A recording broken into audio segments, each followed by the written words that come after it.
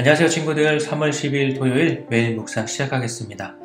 오늘 말씀은 레위기 8장 1절에서 21절 말씀까지입니다. 제 8장. 여호와께서 모세에게 말씀하여 이르시되 너는 아론과 그의 아들들과 함께 그 의복과 관유와 속죄제의 수송아지와 순양 2마리와 무교병 한 광주리를 가지고 온 회중을 회막문에 모으라. 모세가 여호와께서 자기에게 명령하신 대로 하매 회중이 회막문에 모인지라.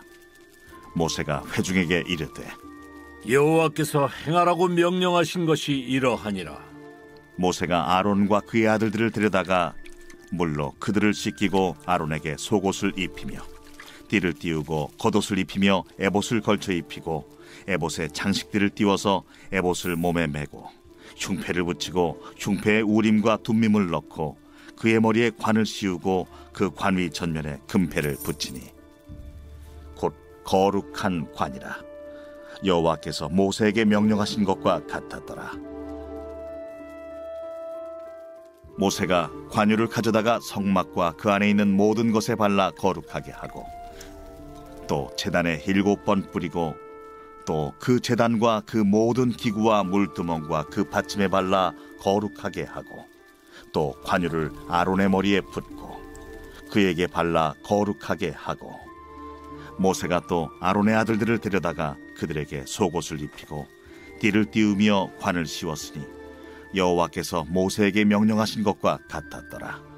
모세가 또 속죄제의 수송아지를 끌어오니 아론과 그의 아들들이 그 속죄제의 수송아지 머리에 안수하며 모세가 잡고 그 피를 가져다가 손가락으로 그 피를 제단의 4귀퉁이 뿔에 발라 제단을 깨끗하게 하고 그 피는 제단 밑에 쏟아 제단을 속하여 거룩하게 하고 또 내장에 덮인 모든 기름과 간꺼풀과 2 콩팥과 그 기름을 가져다가 모세가 제단 위에 불사르고 그 수송아지 곧 그 가죽과 고기와 똥은 진영 밖에서 불살랐으니 여호와께서 모세에게 명령하심과 같았더라.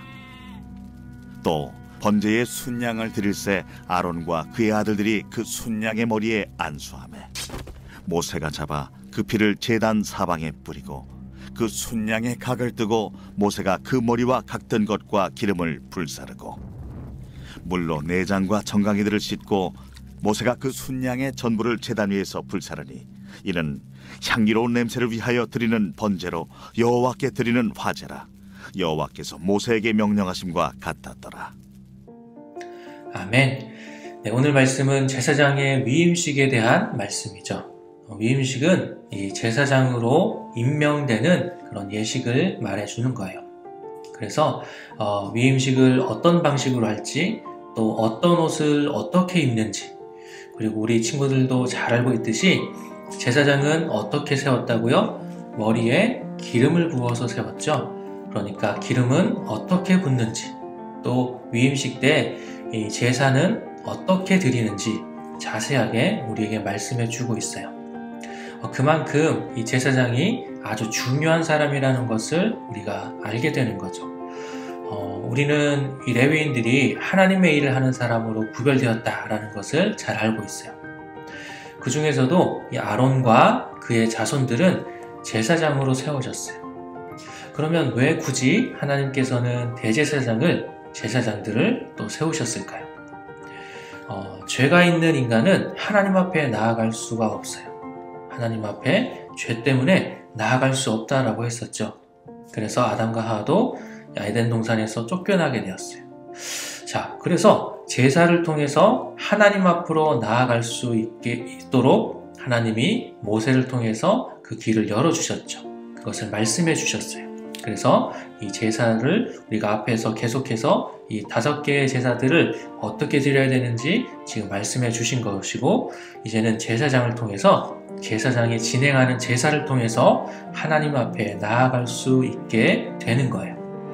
우리가 구약 파노라마 때 5제사 7절기 배웠었죠. 여기서 제사는 하나님 앞에 나아가는 방법이라고 그랬어요. 잘 기억하고 있나요? 네, 그래서 이 제사장들이 중보자의 역할을 한 거예요.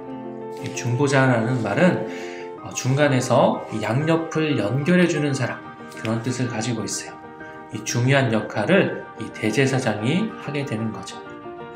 그래서 구약시대에는 제사장 없이 백성 스스로가 하나님 앞에 나아갈 수가 없었어요. 하지만 지금은 그렇지 않다고 했죠? 왜죠? 누구 때문에? 네, 예수님 때문에. 예수님께서 우리의 중보자 되시기 때문이에요. 예수님께서 하나님과 우리 인간 사이에서 영원한, 완벽한, 완전한 중보자가 되셔서 우리의 죄의 문제를 완전히 해결해 주셨기 때문이죠. 예수님은 하나님이시죠. 그리고 인간으로, 완전한 인간의 모습으로 또 이 땅에 오셨어요. 그래서 예수님은 참된 하나님이시자 또 완전한 인간이셨어요. 하나님이시자 인간이시기 때문에 하나님과 우리의 인간 사이를 연결해 주실 수 있는 완벽한 분이시다라는 거예요. 그래서 우리는 더 이상 제사를 드리는 것이 아니라 예수님의 이름으로 하나님 앞에 나아갈 수 있게 되었어요. 우리가 기도할 때 마지막에 뭐라고 말해요? 예수님의 이름으로 기도드렸습니다 라고 말하죠. 이것이 그냥 얘기하는 것이 아니라 예수님을 통해서 하나님 앞에 나아갈 수 있기 때문에 내가 예수님의 이름을 의지해서 하나님 앞에 나아가 기도합니다 라고 하는 그런 의미가 있는 거예요. 그래서 우리 친구들 기도할 때 마지막에 예수님의 이름으로 기도드렸습니다. 아멘. 꼭 해야 돼요. 이 고백이 없이는 하나님 앞에 나아갈 수가 없는 거예요. 자, 앞에서 우리는 그냥은 하나님 앞에 나아갈 수가 없고 예수님이 계시기 때문에 나아갈 수 있다라고 했어요. 자, 그리고 또 중요한 것이 있어요. 우리 한 사람 한 사람 모두가 다 제사장이 되었다라는 거예요.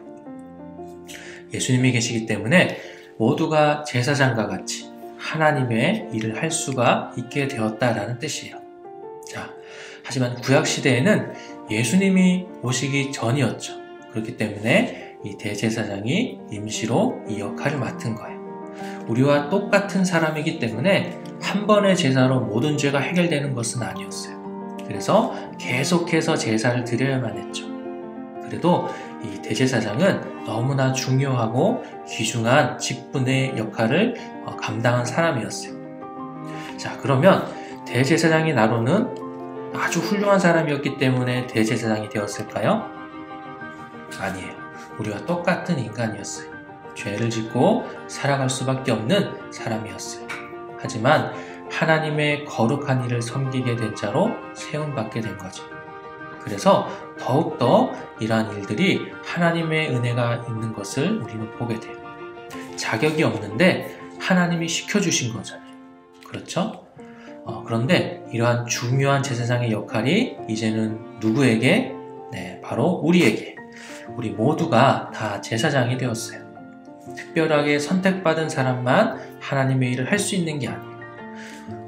친구들 오해할 수 있는 것이 목사님만, 전도사님만 하나님의 일을 하는 것이 아니에요. 그것은 하나님의 말씀을 선포하는 그 역할을, 앞에서 보여지는 그 역할을 맡겨진 것이지, 그렇다고 해서 우리 친구들이 하나님의 일을 할 수 없는 것이 아니에요. 우리 친구들도 할 수 있어요. 그렇다고 설교를 아무나 할 수 있다는 것이 아니라 하나님의 일, 하나님의 일을 우리 친구들 너무 많은 거 알고 있죠? 우리 친구들이 아동부에서 섬기는 그 모습들 하나하나, 또 예배 드리는 것까지도 다 하나님의 일이에요. 밖에 나가서 친구들에게 예수님을 전하는 것도 다 하나님의 일이에요. 우리 친구들이 하는 그 많은 것들이 하나님의 이름을 높일 수 있어요. 그 모든 것들이 다 하나님의 일인 거예요. 자, 우리 친구들, 이렇게 우리 친구들이 할 수 있는 것들이 너무나 많아요. 하나님의 일을 할 수 있는 것들이 너무나 많아요. 이것이 정말 우리 친구들에게는 감사한 일로 느껴지나요? 네, 그렇다면 오늘 말씀을 통해서 감사하는 기도를 드려보는 건 어떨까요? 오늘 말씀은 여기까지입니다. 내일은 다시 우리가 약속한 시간에 예배를 드리는 주일이죠. 말씀관에서 또는 유튜브를 통해서 예배하는 거 잘 준비하고, 우리가 어제였나요? 같이 말씀 나눴는데 예배를 잘 준비하는 오늘 하루가 되기를 소망합니다. 그러면 내일 다시 만나도록 하겠습니다. 안녕.